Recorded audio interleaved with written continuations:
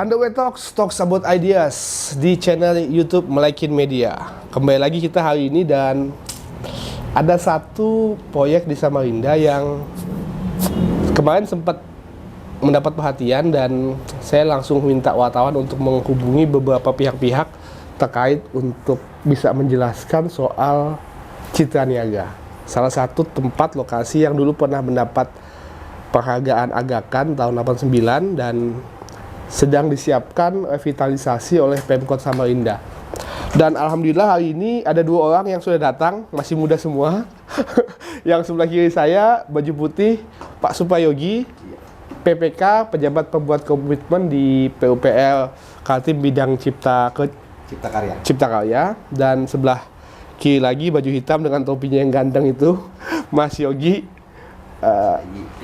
Egi, arsitek dari rencana untuk revitalisasi Citra Niaga. Oke, sebelum kita mulai, saya akan berikan dulu satu tayangan YouTube yang sempat diberikan tadi oleh Mas Yogi mengenai apa yang akan dilakukan di Citra Niaga. Oke, 1, 2, 3, muncul.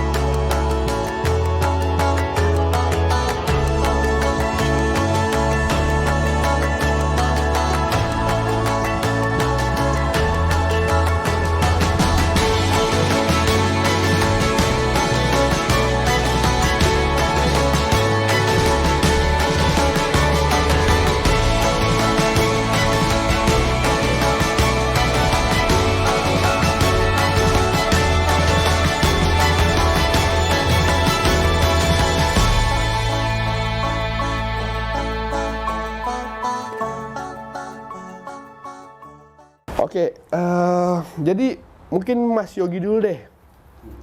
Makronya gitu dulu Bang, gimana Bang ini untuk Citra Niaga?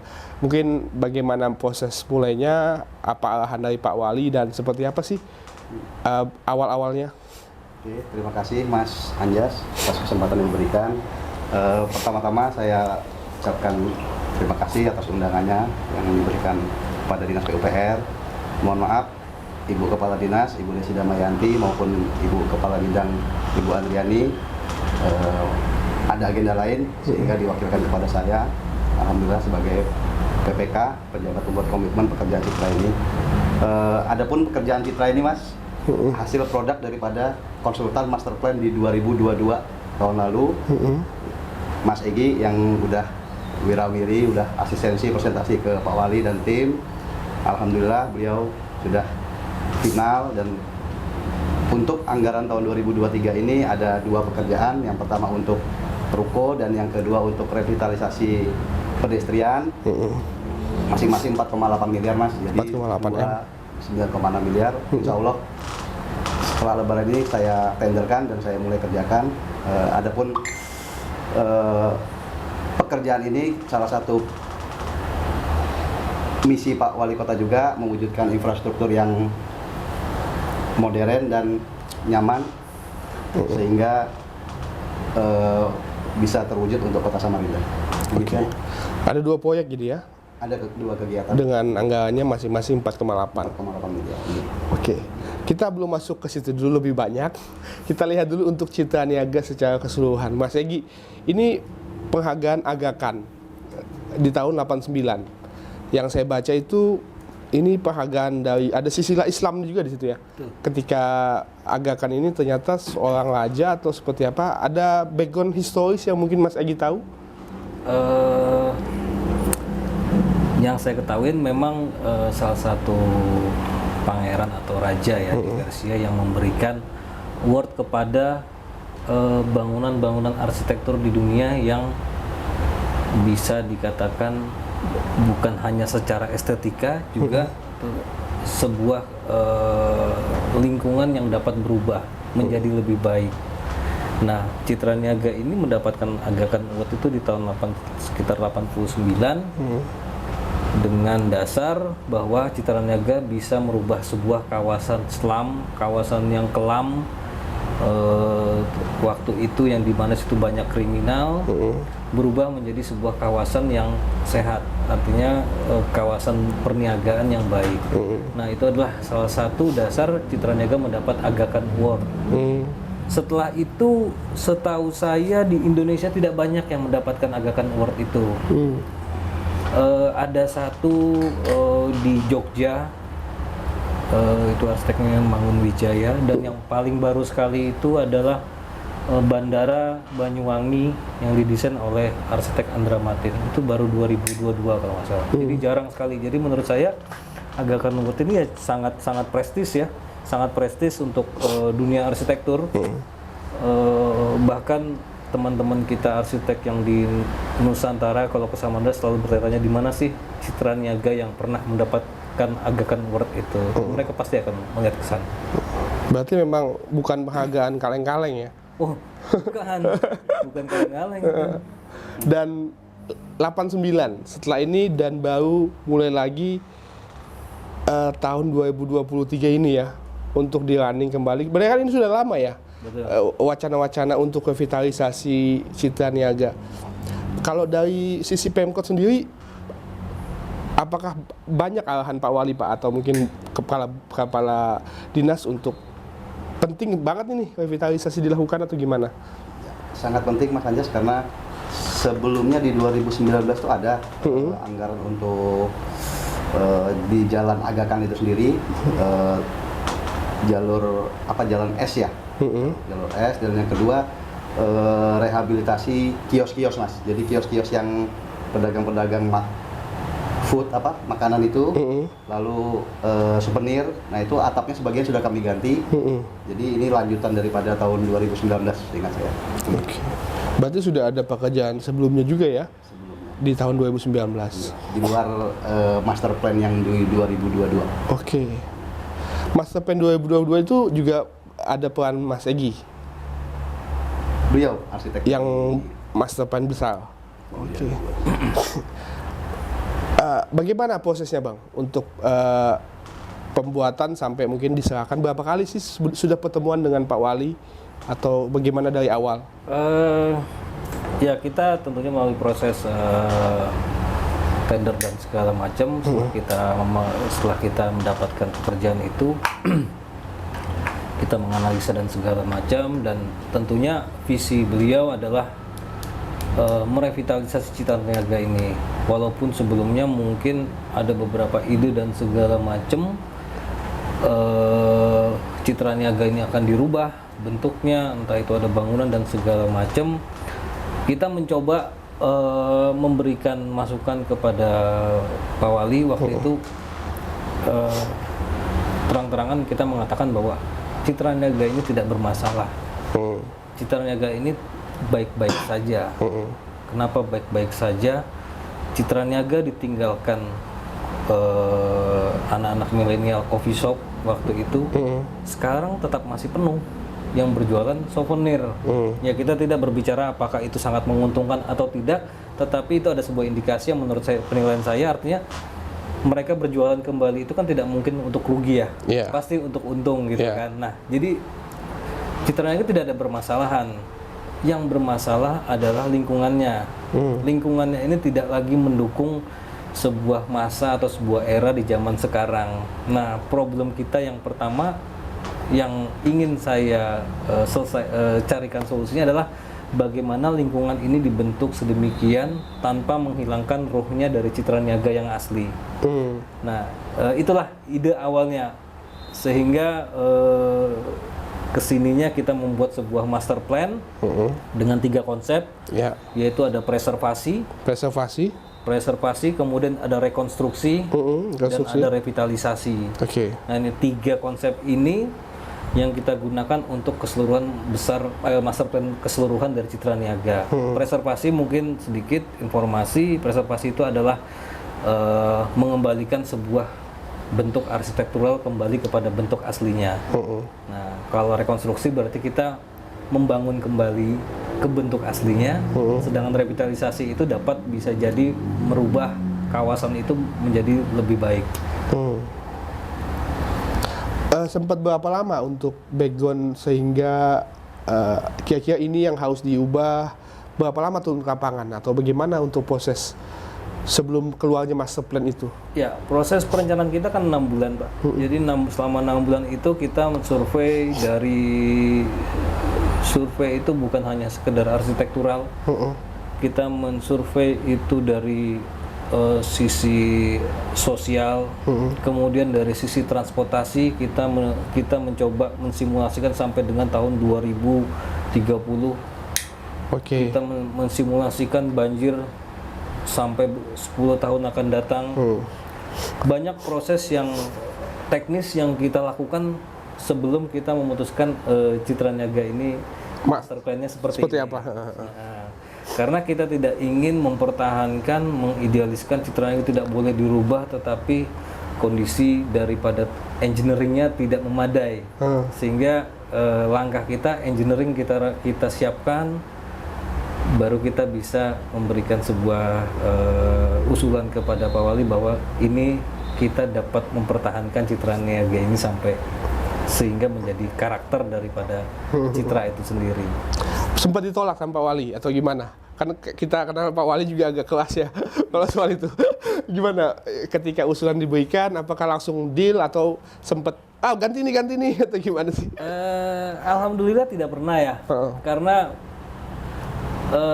pemaparan kita tentunya berdasarkan data dan berdasarkan survei observasi juga di daerah lain. Kita juga memberikan gambaran kepada Pak Wali ini yang perlu kita lakukan atau yang tidak perlu kita lakukan. Ini ada beberapa keberhasilan dengan contoh proyek yang sama, dan kita juga memberikan masukan dari betapa berharganya sebuah bangunan, walaupun bangunan itu bentuknya apapun juga, karena itu setidaknya menjadi sebuah sejarah bagi seseorang yang mempunyai memorable bagi orang-orang di Samarinda. Nah, itu yang sangat saya tekankan dan tim kepada Pak Wali, sehingga desain itu tidak perlu yang gimana-gimana, tapi perannya utamanya adalah bagaimana mengembalikan Citra Niaga itu ke karakter aslinya, sehingga orang yang lahir mungkin sesudah Citra Niaga ini redup bisa kembali lagi, merasakan kembali untuk dari Citra Niaga sehingga dapat penghargaan agakan itu ya. Betul. 4,8 itu rencananya tahun ini, Pak? Pak Yogi? Ya, tahun ini Mas Anjas di Murni 2023, alhamdulillah produk dari Mas Egi sudah siap. Saya selaku PPK berkoordinasi, artinya di luar PUPR ada dinas terkait yang harus kita ajak koordinasi, terutama dinas perhubungan, karena membuat pedestrian itu kan menutup satu sisi jalan, jadi dinas perhubungan meminta kita ada dokumen andalalinya. Alhamdulillah disiapkan oleh tim master plan. Yang kedua, ya mungkin dari dinas lain nanti ada Kominfo yang untuk smart city-nya, lalu ada dinas pariwisata, karena ya tadi alhamdulillah kebetulan pagi tadi kami sosialisasi dulu terhadap pengelola. Alhamdulillah mereka antusias. Pengelola di Citra? Di Ruko, pengelola Ruko Citra Niaga.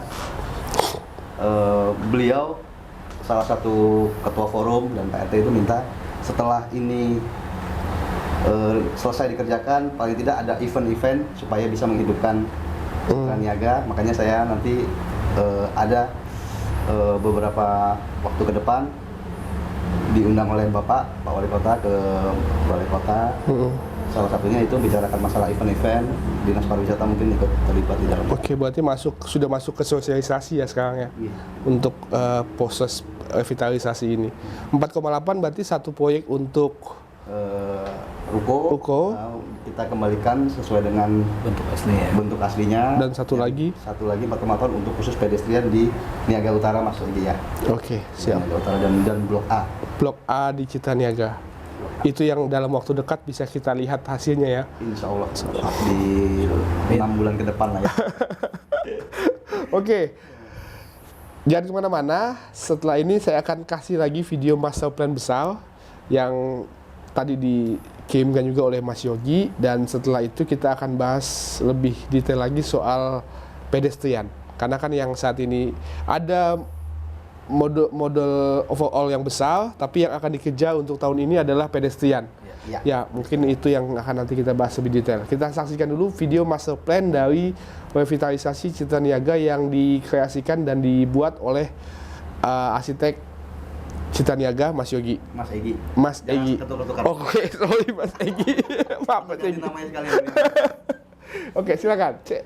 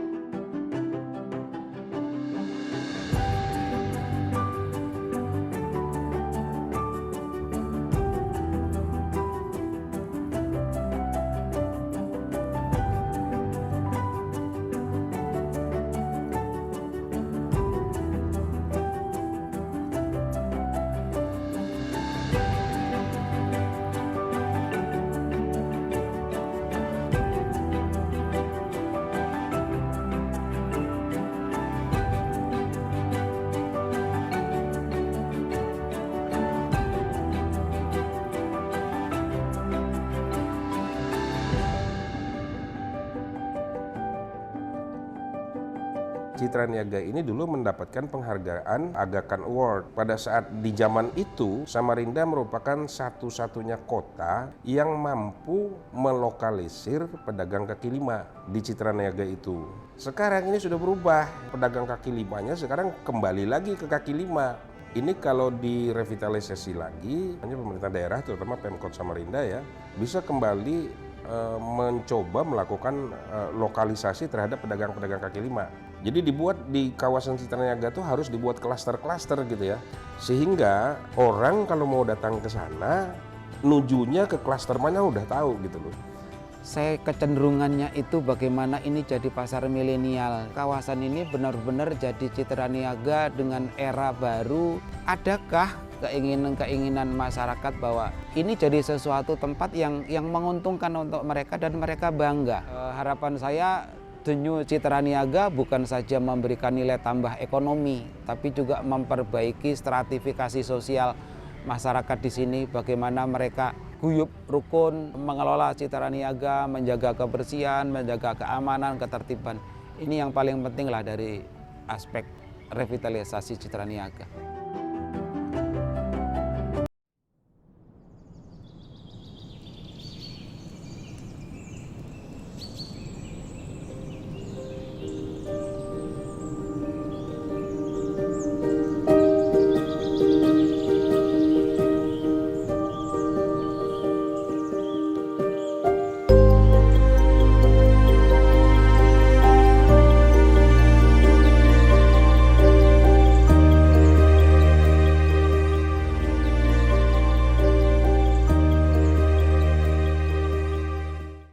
Ideas.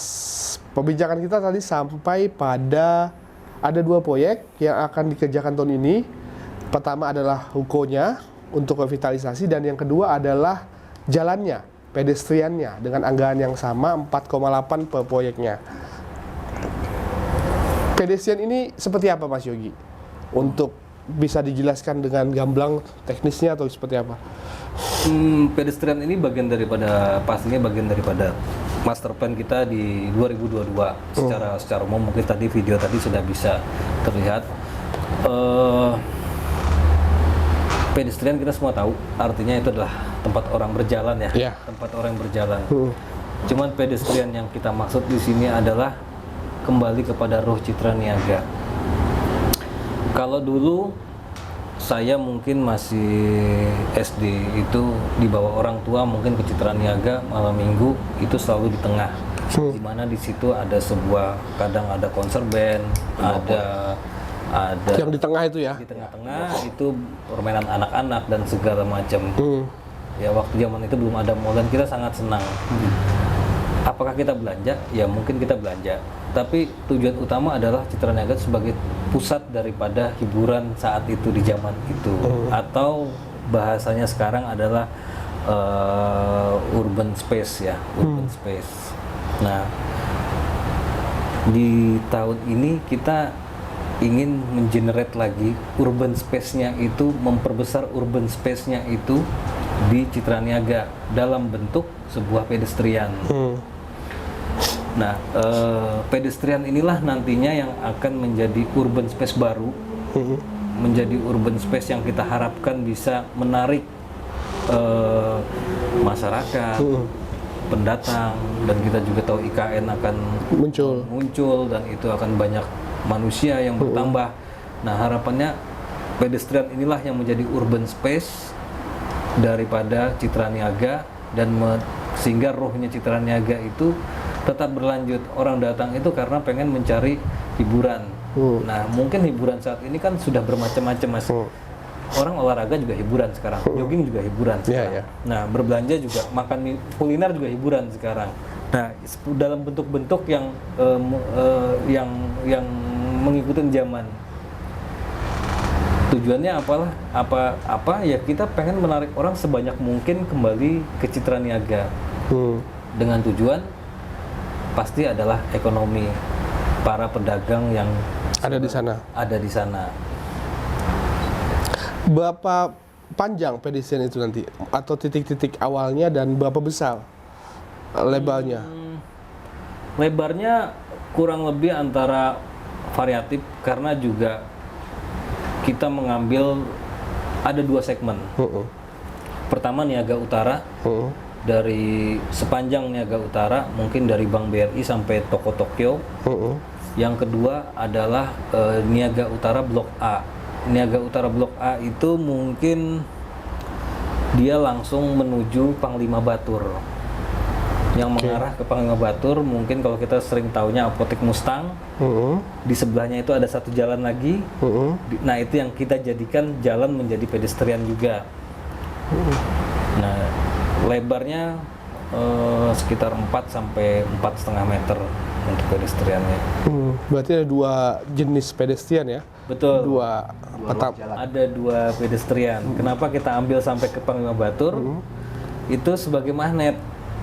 Karena Citra Niaga ini jalan utama yang sering kita laluin itu adalah Panglima Batur dan Yosudarso. Nah, kita pengen buka di Panglima Batur itu ada sebuah gate atau sebuah mulut yang bisa menangkap pengunjung. Masa masuk itu melalui Panglima Batur. Nah, di situ kita buka, kita buat pedestrian sehingga bisa menarik orang untuk masuk ke dalam. Mereka akan bertemu dengan pedestrian kita di Niaga Utara sehingga masuk ke petak-petak souvenir. Nah, idenya perjalanannya seperti itu. Itu nanti konsep pedestriannya itu ada, apakah misalnya ada seperti misalnya sepeda jalan untuk spot sepeda, atau memang khusus untuk pedestrian saja sejauh ini? Sejauh ini kita membatasin hanya pedestrian. Karena kalau sepeda ini kan luas ya, Mas. Artinya luas. Artinya tidak semua sepeda perlakuannya sama gitu kan. Jadi kita lebih mengarah kepada berjalan lah atau berolahraga masih memungkinkan. Kalau dihitung panjang itu berapa panjang Bang? Kalau di total dari dua ruas jalan tuh? Sekitar nggak sampai, sekitar 700-800 meter. 800 meter. Itu bisa. Kalau 4 meter kan banyak juga ya. Banyak. 4 meter itu kan mobil Bisa lewat. lewat kan? Iya, bisa lewat.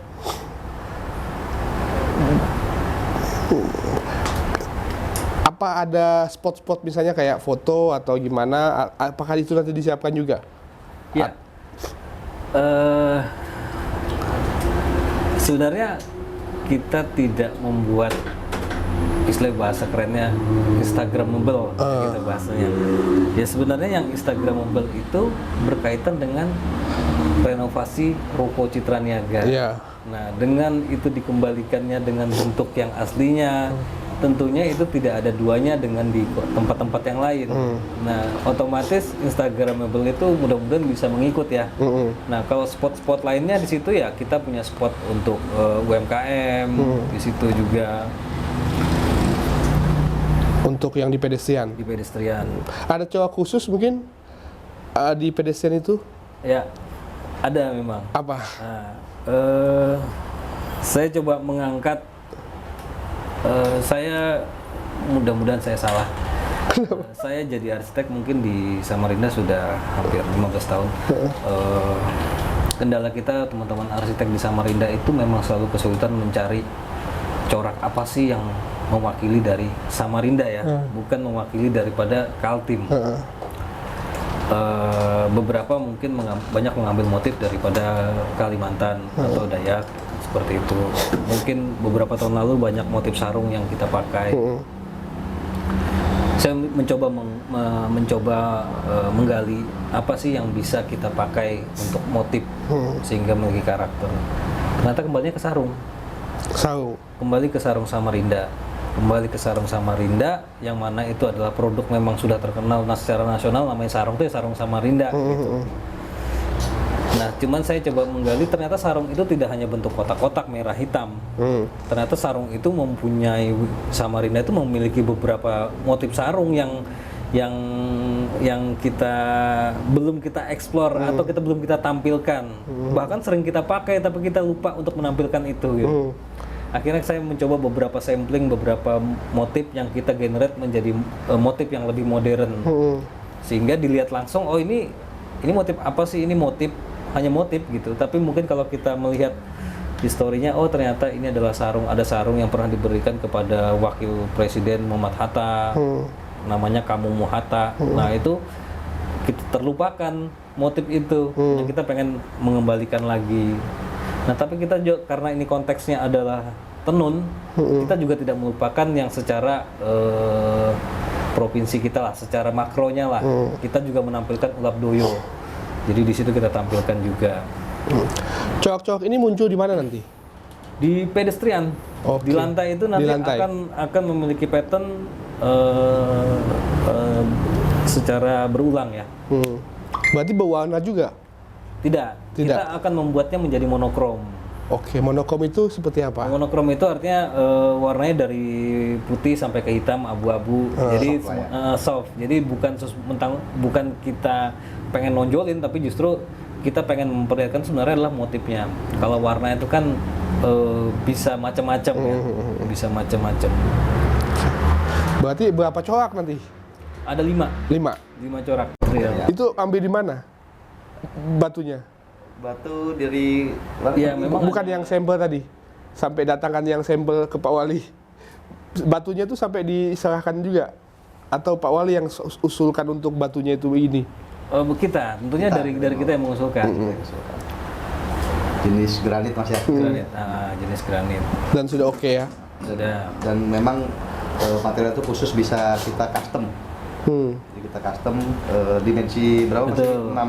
Dimensi 6x6 kita custom, memang ya semacam puzzle gitu. Jadi kita susun sudah berbentuk batik insya Allah. Ya karena tadi itu, karena dibilang rumit banget juga enggak si motif itu, tetapi kita mengurangi resiko daripada kerapian itu. Kita mengharapkan support dari pabrik yang bisa meng-cutting sesuai desain kita. Nah, syukur-syukur kalau itu bisa di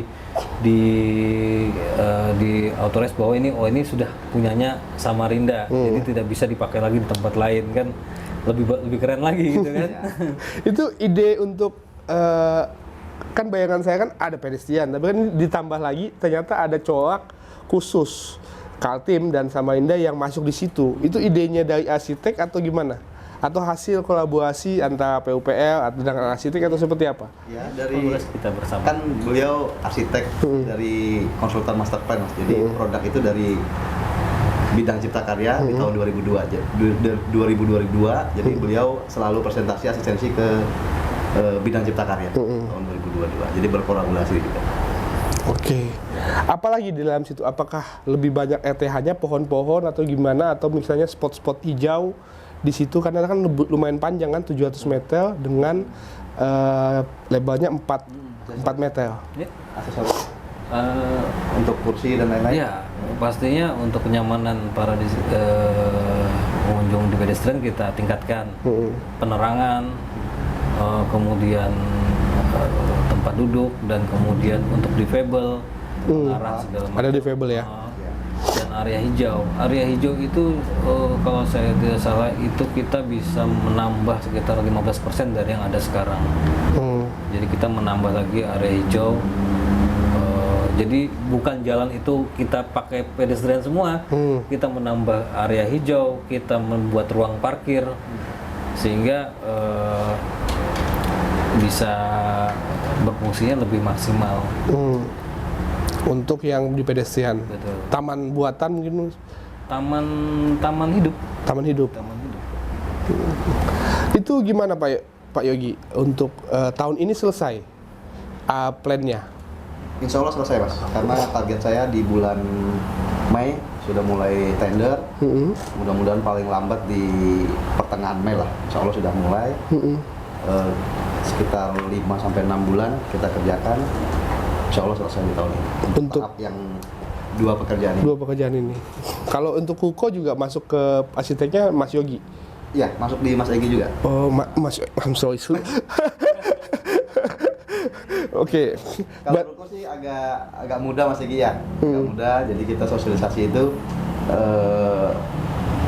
mengembalikan bentuk aslinya saja. Jadi kita nanti ada pengecetan, ada mungkin rehab-rehab ringan terhadap fasad, atap. Jadi kita, dan alhamdulillah pengelola semua tadi pagi kami sosialisasi itu udah setuju semua mereka. Berarti dua revitalisasi yang jelas bakal dilihat akhir tahun ini adalah pedestriannya itu, kemudian mungkin Rukonya itu agak sedikit berubah tampilannya Bang ya? Berubah tampilan sebenarnya enggak, hanya Berubah menjadi rame, menjadi kita hanya merapikan lah, bahasanya merapikan, bersih-bersih lah.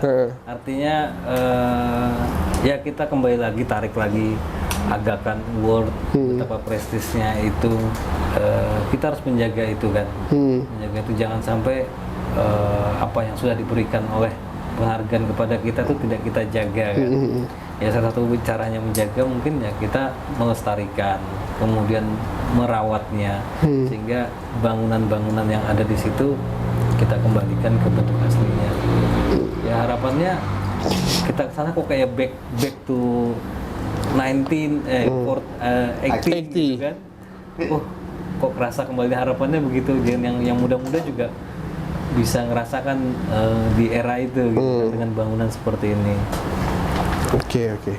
Ya, jangan kemana-mana. Setelah ini kita masih masuk, tapi kita mungkin bahas, tadi sudah ada sedikit mikro yang kita bahas detail soal dua proyek, yang satu untuk Kuko dan yang satu untuk pedestrian.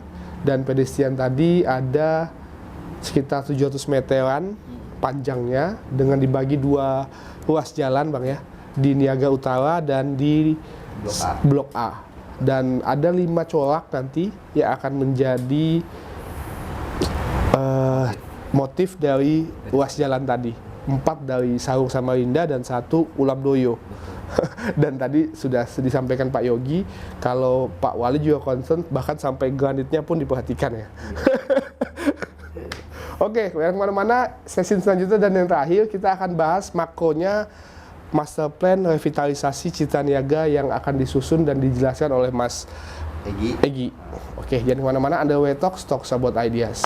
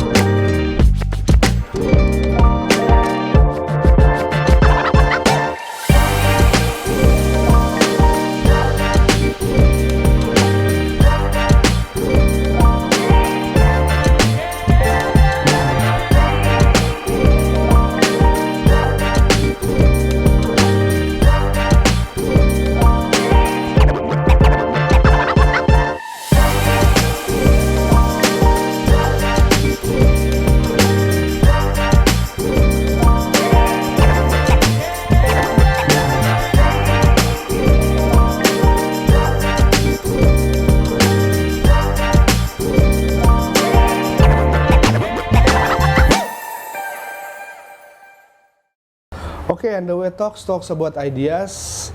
Masih sama saya, Mas Suprayogi, PPK di Dinas Cipta Karya PPL, dan Mas Egi, arsitek dari Citra Niaga Revitalisasi. Sudah kita bahas tadi bahan-bahan proyek yang akan dilakukan di 2023 mengenai pedestrian dan juga soal ukurnya.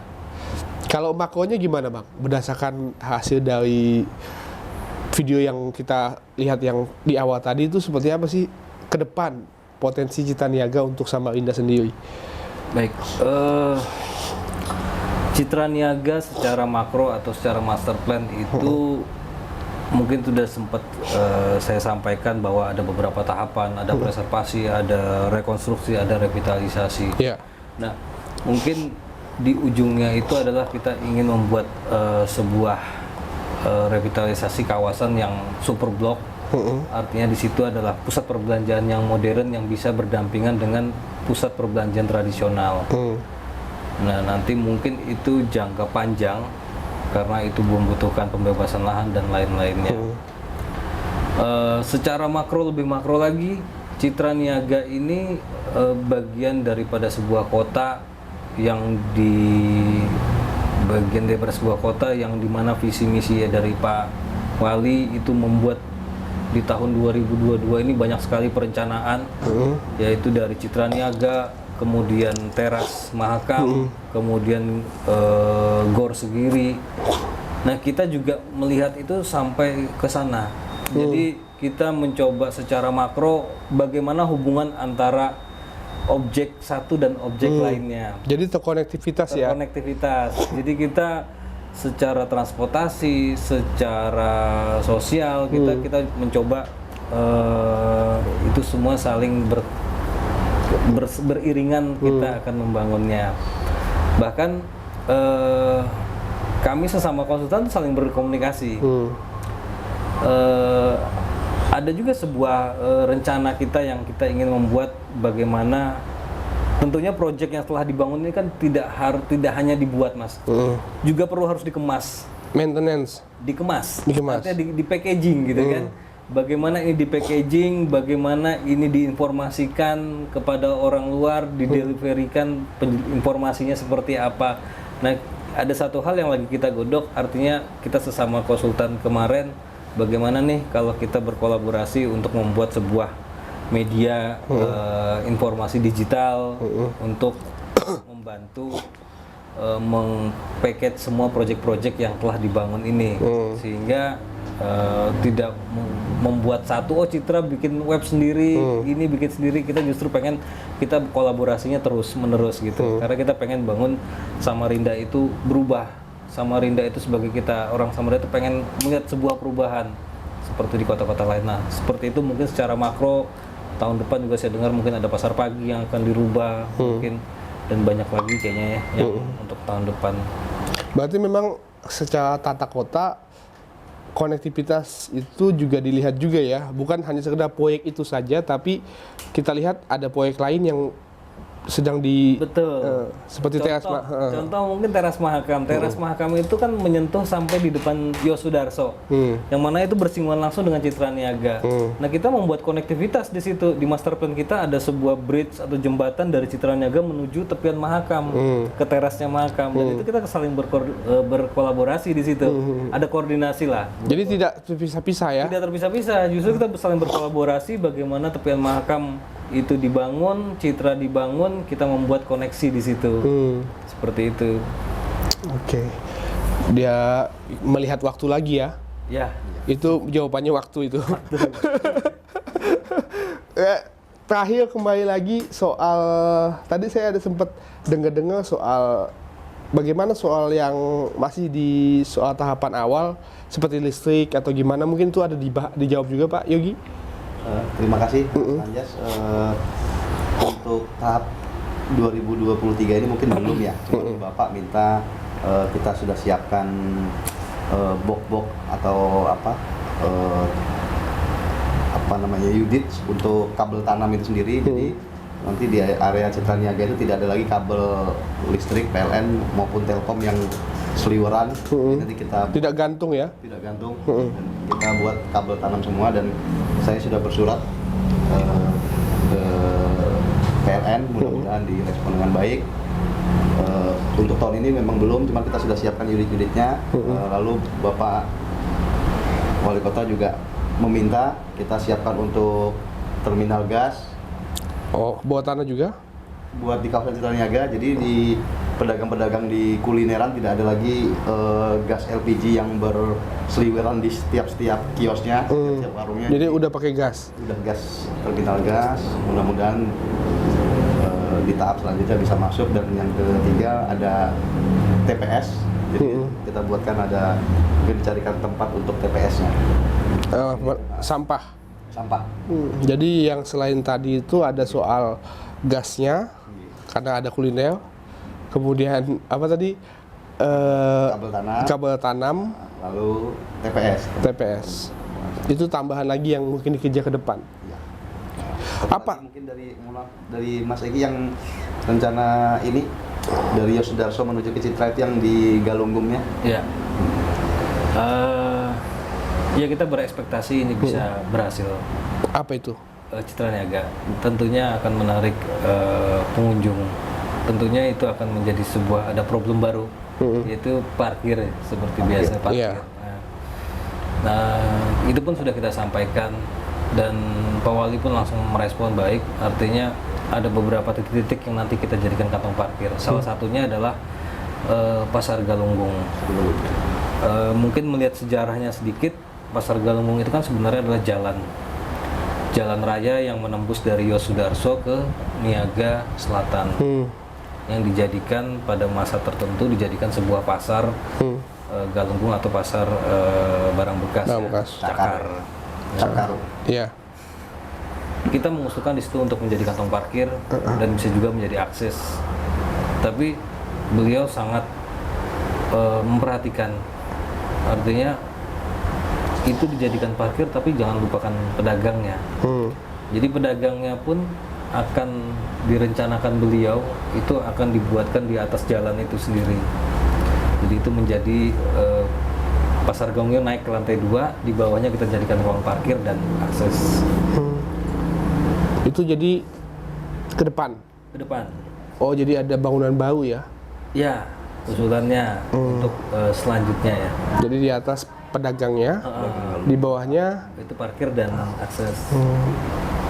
Kalau untuk ini Plaza 21 juga masuk parkiran. Ya. Agenda. Plaza 21 untuk basement sudah dijadikan parkiran, dikelola oleh Dinas Perhubungan. Mungkin ya supaya lebih meningkatkan kendaraan yang masuk, harus ada Sistem ya. rehat lagi kali ya di situ. Tapi memang potensi keauditnya besar ya. kalau misalnya ini selesai dan tadi disiapkan sudah antisipasi ketika ini kondisinya besar. Betul. Ada satu hal yang terus saya coba sampaikan ke Pak Wali itu juga masalah parkirnya seperti tidak akan pernah cukup ya. Artinya kita ke Big Mall pun ruang parkir berlantai-lantai itu juga pasti masih macet ya. Nah artinya memang itu problem parkirnya selalu ada. Melihat daripada itu dan beberapa sampling yang pernah dilakukan di Jakarta dan di mana-mana itu memang kita, Pak Wali juga sadar, artinya ke depan itu harus ada solusi. Solusinya itu bukan menyediakan tapi bagaimana orang mengakses tanpa kendaraan. Tentu itu jangka panjang, itu future ya, artinya secara panjang yang kita pertimbangkan. Artinya parkir ini bagaimana kita bisa tekan, tetapi kita merubah pola hidup orang untuk menggunakan mass transport ya. Nah itu kan Tepian juga sudah merencanakan mass transportnya dan harapannya semua terkoneksi dan itu sehingga parkir itu tidak menjadi beban. Seperti itu Mas. Jadi bukan soal kendaraannya ya, tapi pola untuk menggunakan kendaraannya diubah ya. Iya. Jadi sehingga orang dibuat nyaman untuk menggunakan kendaraan publik. Proses lah ya. Tapi itu membutuhkan proses. Panjang. Tapi itu selalu menjadi spirit kita ya. Ada yang menjadi spirit kita mengingatkan Pak Wali untuk Pak Wali juga sangat sependapat gitu. Artinya Samarinda suatu waktu beberapa tahun kemudian dia pengen seperti itu gitu kan. Jadi untuk membackup sekarang kita juga butuh ruang parkir, tetapi untuk secara jangka panjang kita masih mungkin Pak Wali masih menggodok bagaimana mass transport ini bisa berlaku di Samarinda. Oke. Ya, menarik dan poin yang bisa kita ambil tahun ini mudah-mudahan kita berikan semangat dan doa buat Mas Yogi dan Mas Egi karena mereka punya pekerjaan besar mengerjakan sehingga bisa dilihat pada tahun ini tampilannya pedestrian dengan panjang sekitar 700-an meter dan juga 2 ruas jalan dengan lebar 4 meter dengan 5 corak tadi yang bisa menjadi langkah awal untuk mengemas kembali salah satu lokasi yang pernah mendapatkan penghargaan internasional Aga Khan untuk bisa kembali muncul sebagai lokasi yang membanggakan untuk Samarinda. Mudah-mudahan tahun depan kalau belum jadi kita undang lagi mereka di Desember. Makasih banyak waktunya Mas Yogi. Oke, terima kasih Mas makasih Anjas. banyak Mas Yogi. Terima kasih dan sampai jumpa lagi di tayangan-tayangan podcast kami selanjutnya yang akan membahas soal perkembangan kota Samarinda. Saya Anjas Pratama, saya undur diri dulu. Underway Talks about ideas.